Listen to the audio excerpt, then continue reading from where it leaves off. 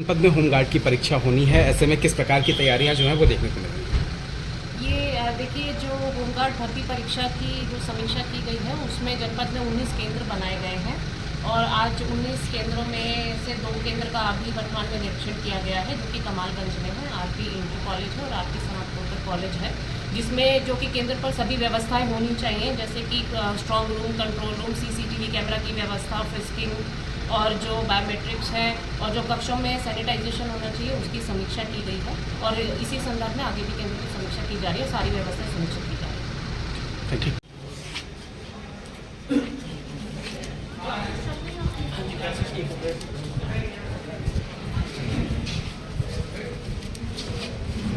साफ सफाई का व्यवस्था बनाना होगा, पेपर से पहले पीने के पानी की क्या व्यवस्था है?